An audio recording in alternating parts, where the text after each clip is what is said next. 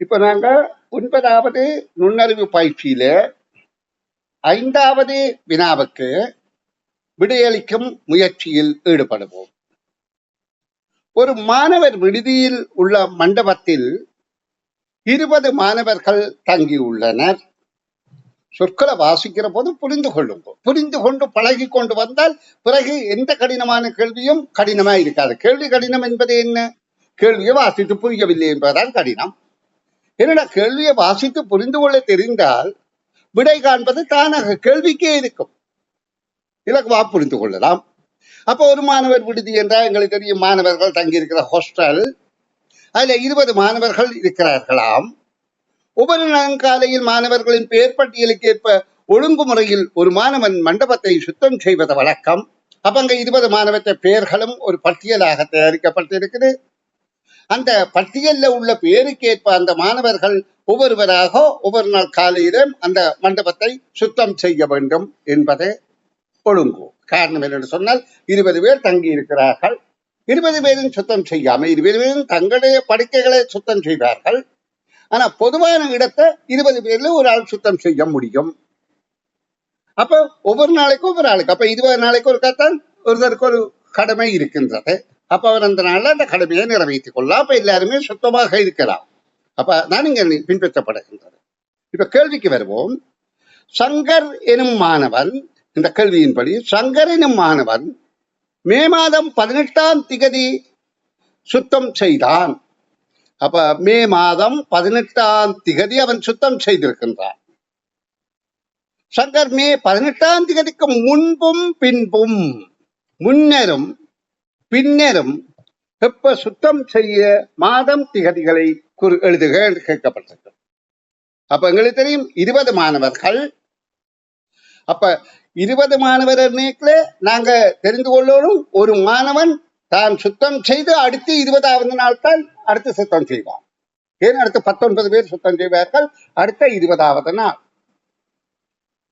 அப்ப நாங்க இதுல 18ஆம் திகதியில இருந்து முன்னோக்கி போனால் 20வது நாளை நோக்கி, அதாவது முன்னுக்கு 20 நாட்களுக்கு முதல்ல அவன் எப்ப சுத்தம் செய்தான் என்பதை முன்னோக்கி போவோமாக இருந்தால், இதுல மாதங்கள்ல உள்ள நாட்களை நாங்கள் இனங்கண்டு கொள்ளணும். மே மாதத்திலே எத்தனை நாள், மேற்கு முதல் மாதம் இது, அதிலே எத்தனை நாள் என்பதற்கு நாங்க கையை முச்சி பிடிக்கலாம். கையை முச்சி பிடிக்கின்ற போது, அதாவது 5 விரல்கள் இருக்கின்றது. அப்ப முதலாவது விரல், 3வது விரல், 5வது விரல், 7வது விரலை நாங்கள் இதுல, அதாவது இந்த அளவு தான் இருக்கு, 1, 3, 5. அதாவது நான் திரும்ப கிரிக்காட்டுறேன் பாருங்க. கைய இது, அதாவது கையின் முஸ்தி பிடிக்கின்ற போது நாங்கள் இந்த 4 விரலுக்கு தான் முஸ்தி பார்க்கிறது, பெருவிரலே இல்ல கணக்கெடுக்கிறது இல்லை. அப்ப அடுத்தது அடுத்தது அடுத்தது இந்த அளவையும் தான் கணக்கெடுக்கிறது, பெருவிரல கணக்கிலே எடுப்பது இல்லை. அப்ப இந்த 1 விட்டு 1 விரலே பெருசாக நாங்கள் காட்டினால் 1, 3, 5, 7 எல்லாம் 31 நாட்களை கொண்டது. இந்த 2 மட்டும் 28 அல்லது 29 நாட்களை கொண்டது. மற்றது 2 அடுத்த 4, 6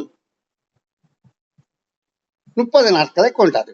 இதே மாதிரி மற்ற கையிலையும் அப்படியாக சாரி, அதாவது கையிலையும் சிறிதாகவும் பெரிதாகவும் நாங்கள் பிடிக்கின்ற போது அது எங்களுக்கு இலகுவாக இருக்கும். 7க்கு அடுத்தது இது 8, இது 10, இது 12, இந்த தான் தேவை. அப்ப இது 9, இது 11. 9 அடுத்தது இங்க இந்த விரல் 11.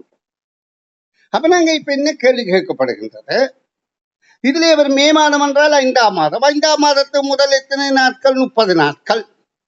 அப்ப 30 நாட்கள் உள்ள மாதத்திலே 20 நாட்களுக்கு முதல் என்றால் 18 இந்த மேயில கழிக்கணும், மிகுதி 2 நாளை கழிக்க வேணும். அப்ப 30 உள்ள நாள்ல 29, 30 போனால் அவர் முதல் சுத்தம் செய்தது அதுக்கு முதல் ஏப்ரல் மாதம். ஏப்ரலுக்கு அடுத்ததான் மே. ஏப்ரல் மாதம் 28ஆம் திகதி என்பது முன்பு செய்த திகதி.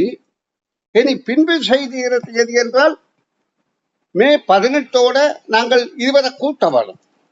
மேயிலே 31 நாள் தான் இருக்குது. அப்ப மே மாதம் 31 நாள் வரைக்கும் எத்தனையாம் தேதி என்று பார்ப்போமாயிருந்தால் 31 நாங்க 18 கழிக்க வேணும். 18 கழித்தால் எத்தனை நாட்கள் என்று தெரியும். 3 அதாவது 3 1 13 நாட்கள் இருக்கின்றது.